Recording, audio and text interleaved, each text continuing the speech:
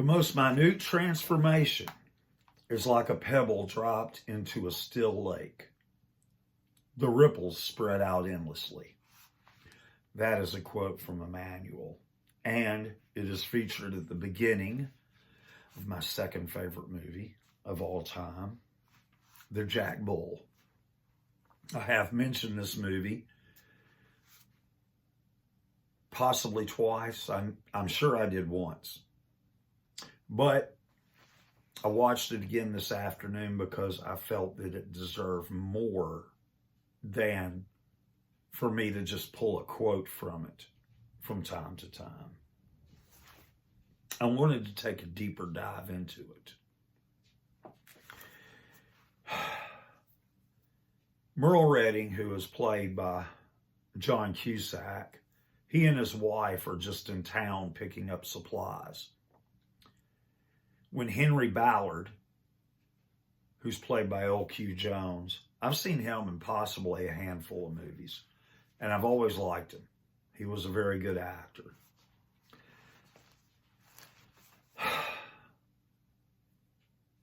He is head of a large cattle association in Wyoming Territory. This is shortly before it becomes a state.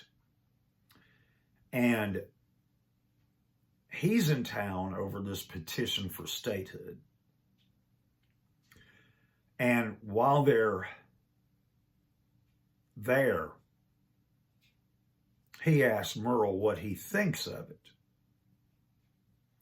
Merle says he doesn't think it's worth worrying about. It's going to come. So, and Ballard continues to press the matter.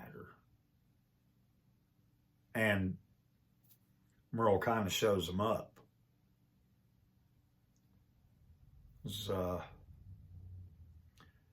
Ballard finally said, "I founded Rawlins. I made it." To which Redding replied, "I thought Indian trappers and traders come here first." And at that point, Ballard actually threatens him that, "I bought a lot of horses from you, boy. Maybe from now on you ought to sell them in Cheyenne." And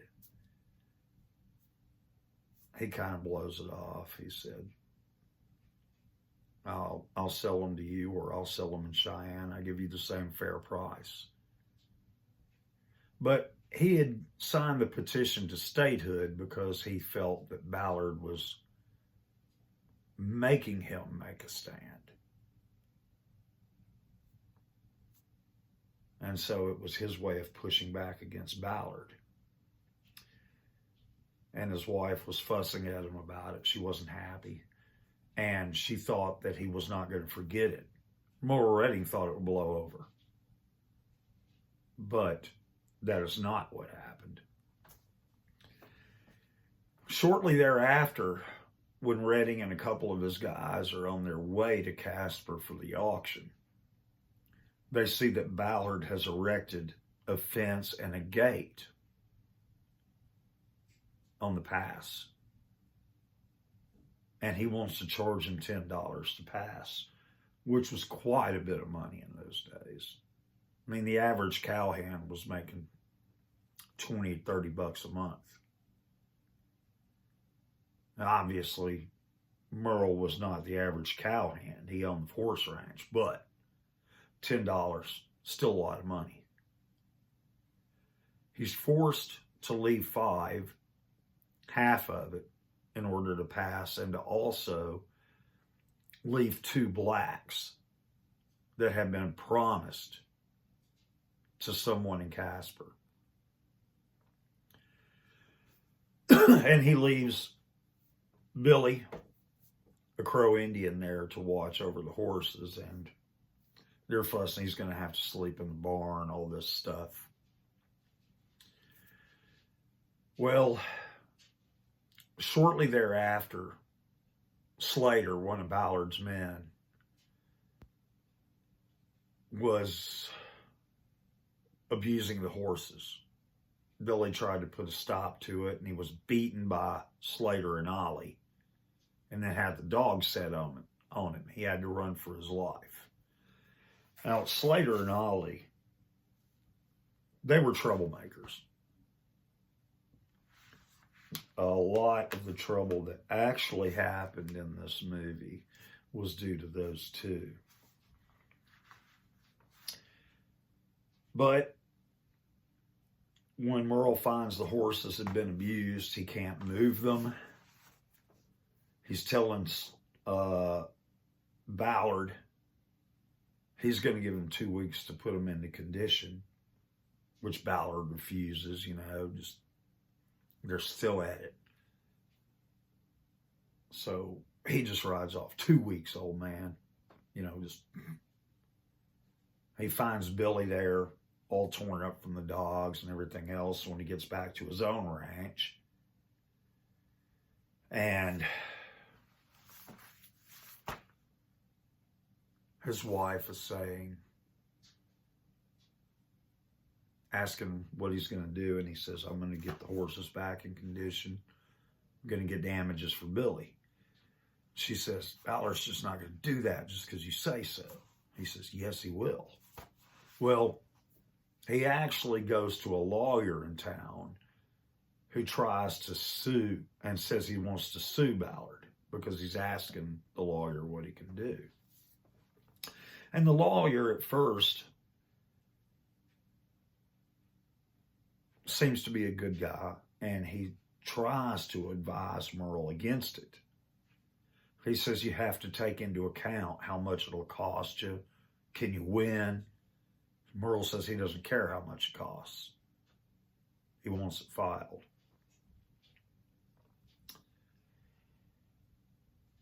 He tells the lawyer, I believe that God is to man as man is to animal. You treat them with respect. You set dogs on a man, you pay for it.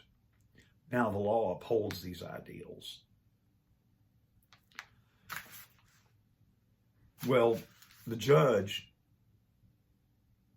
who also owns shares in the Cattle Association, refuses to hear the case. And that causes more tension between Merle and his wife, Cora. She says, you're doing it all over again, aren't you? Which implies he's had problems like this before. And, dealt with them in a way that was perhaps not the best. He says, don't you know me? You know there's no way I can let a man do what he did to me. That is not possible. If people are going to keep me, I'd rather be a dog than a man. To which she says, I know you. But she convinces him because his plan is to go to the governor with it. She convinces him to allow her to go to Cheyenne to try to get this done because she's better at politicking. So he allows that. Woody takes her there, but before that, they're still discussing this.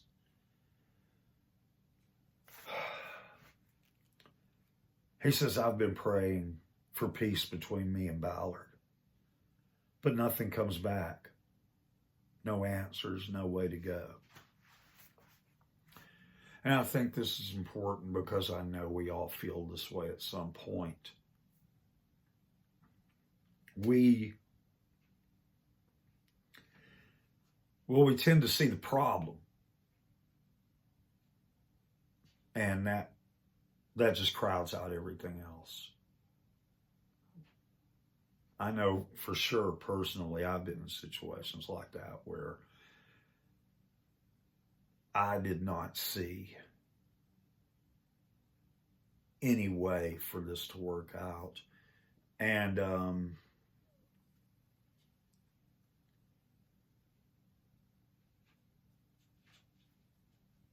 I've had a situation personally, actually, that it makes me feel very much like Merle. And my wife just tells me to not go off the rails like he did, basically. I mean, I wouldn't go all the way he went, for the record. But she has her concerns about me when I get a certain way. A lot of things develop, things get out of control. At one point, he gets Ballard on the run because he takes several men with him to confront Ballard. And they pull the blacks out of the stable, and they are still limping. They've got the scratches and the scars on them. And at that point, they pull all the animals out and they burn the stable down. And I think this is also an important part of the movie, because it's then that some people, particularly Kermit, who owned the bar and the store there in town, he had followed him with a lot of other people to confront Ballard about all this. He did not ride with him past that point. Showed him shaking his head. You know, he was like, he could not go that far. And it does not mean he was not Merle's friend. This is also, I think, a hard lesson for a lot of people.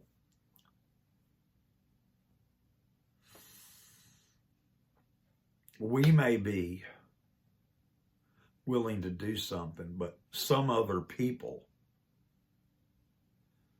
they have their limits and they will only go so far. And I want to digress just a little bit on that point, because I thought it was done excellently in this movie too. Sorry again. But another movie where you can see something like that between two characters is the movie U.S. Marshals. Now, that was a sequel to The Fugitive. It followed Tommy Lee Jones and his crew of U.S. Marshals who hunted fugitives. They were, in this movie, hunting Wesley Snipes as opposed to Harrison Ford. So Snipes had been set up. I can't recall his name in the movie right now. But he had contacted a friend of his whom he had served with to get him a few things he needed. And the guy had, he looked like he had a cigar shop, personally, to me. Lockers in there where you could put that stuff, you know. And he'd asked him to get him a clean phone, you know, all these other types of things. Because, you know, people who operate, they have ways of doing these things. They have connections, even when they become civilians. And right before Wesley Snipes walks out, his friend tells him, well, he asked, does he believe him or whatever? He says, I've gone as far as I'm prepared to go. I'll catch the rest on the news. Okay, that did not mean he was not his friend. Just like when Kermit did not continue riding with Merle Redding, it did not mean he was his friend. It just means he was not willing to go any farther than that. There's going to be people like that in your life, and you're going to be one of those people in someone else's life. So I think that's just worth a little bit of study, so to speak. But a lot of things go sideways. after she goes to Cheyenne, Woody takes her up there in the buckboard, and they have a problem with it. He takes it to have it worked on, and Slater and Ollie are there in town. And they came up behind him and start beating him up really bad. Because, like I said, they're just troublemakers. They push him over into another buckboard that's going down the street, which causes this one to lose control, and it actually runs over Cora Reddy. And she dies a few minutes later. And this is really where Merle really went off the rails, where he made his own law, so to speak, and he started to pursue it.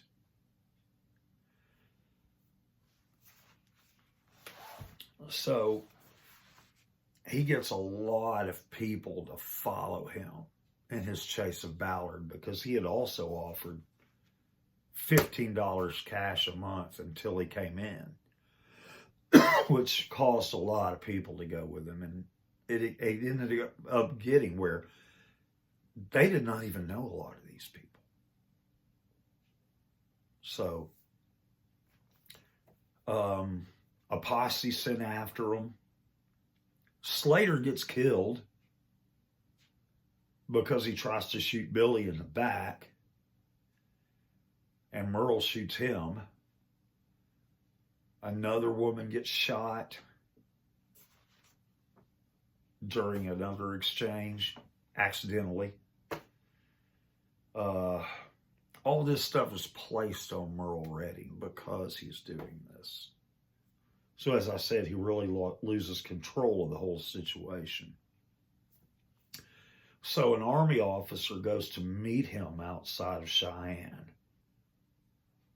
and tells him the governor will look at his case if he'll come in peaceably. Basically, they're offering amnesty for what he's done if he'll come in and do that. And he asked if he refused, and the officer said, then I come after you with the Army and you lose. So I want to say I really like that exchange because he's just very direct in that exchange. He doesn't mince words. He's just, that's the way it's going to be if you don't come in. And by the way, I skipped over something accidentally that I kind of wanted to mention.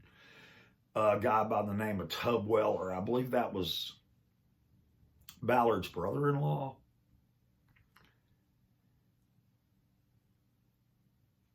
Merle came across him in his business there in Medicine Bow because he had heard that Ballard might head that way. And because of what's going on, he's not willing to give Ballard up. And Redding threatens him, and he says he'll burn him out if he doesn't. To which Tub Weller said, if I knew where he was, I'd hide him just to spite you. So these things are showing that people are standing on the things that they believe to be right. It would be easy to look at this movie and just say, well, he's just another bad guy because he's associated with Ballard. I don't see it that way. Obviously, yes, his sympathies are with Ballard because it's his brother-in-law, but he's not going to get pushed around by somebody else. That's very important too, I think. But they offer him amnesty, and he decides he's got to talk it over with Billy because he was part of the suit. And Billy tells him he doesn't trust him. You know, being a Crow Indian, that's understandable. And he is not willing to go into town for a trial. So he rides off, and the Crow ride off with him.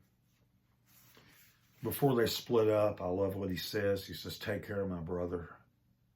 We'll see each other again, but not on this road." So he kind of knows that this is basically the end. In the end, there is a trial, and it's at first going very poorly for Mr. Ballard. But Ollie sees a Crow leaving with a letter from Merle Redding to Billy Redwood, saying that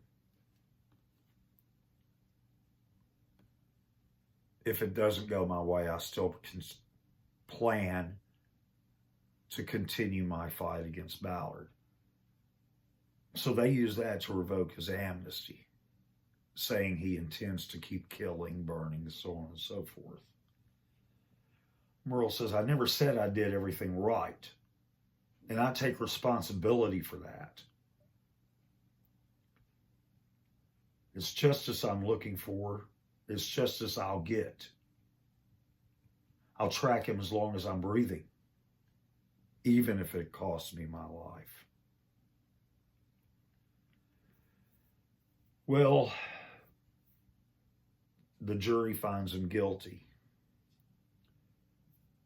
for that, and he's asked if he wants to make a statement. This is something I did discuss in a previous video, but I believe it to be very important. I took the law into my own hands. I did it because there was none in Rawlins. I wrote my own law, but I didn't create it. I used what was there all along in my mind. That law was there before we were born.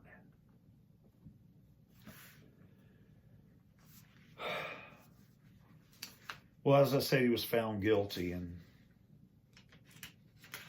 Judge, the Honorable Joe B. Tolliver, played very well by John Goodman. He said, "You wanted justice? You got justice coming to you."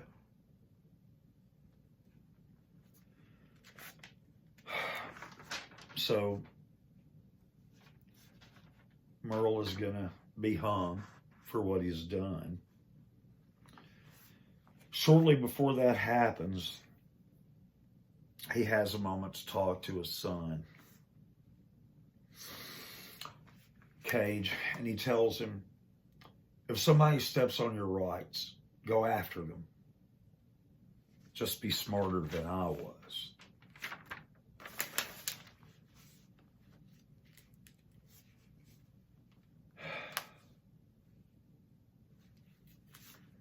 Right before the hanging, the Honorable Joe B. Tolliver has a discussion with Judge Wilkins, who was the judge in Rawlins. Pretty lengthy, was very good, but I'm going to concentrate on this. He said Merle Redding did not fail the law. The law failed him. And then he pulls out a letter he wrote and puts it in front of Judge Wilkins. And he said, "So everything is out in front. This is a letter I wrote asking that articles of impeachment be drawn against you. And it's my sincere hope that you are found wanting and removed from the bench. And just so you know who the sumbitch is who's gunning for your ass, it's me, the Honorable Joe B. Tolliver." I thought that was great. Finally, just before Merle is hung. He says, I'm sorry for the pain I caused, but so help me God, I could not have done otherwise. In my heart, I'm just. Now, you may wonder why I call this man a hero. Because he killed a man, because he burned a man's stable, he burned another man's feed store. A woman was shot because of him. So why do I call this character a hero?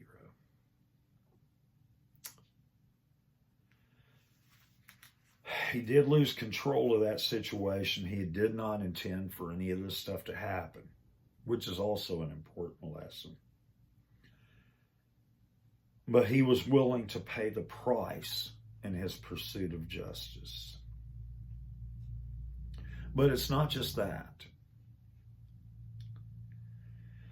As far as what did go wrong, there is never a right way to go about doing a wrong thing. But there are innumerable wrong ways to go about doing the right thing. Merle Redding was trying to do the right thing.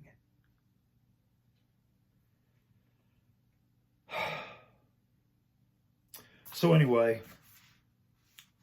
those are some important points that I take from this movie. And if you have not seen this movie, I highly recommend this movie. It's great. You need to see it. Some of the cast, I said I was going to give a shout out to some of them. I cannot possibly do all of them. Obviously, John Cusack as Merle Redding. Miranda Otto as his wife, Cora. Drake Bell, Cage Redding. John C. McGinley as Woody, and Rodney A. Grant as Billy. The two hands, most prominent hands that worked for Merle Redding. Opposed to those were L.Q. Jones, who played Henry Ballard, and John Savage as Slater, and Nick Gilley as Ollie, who, like I said, were troublemakers. Ken Pogue as Judge Wilkins.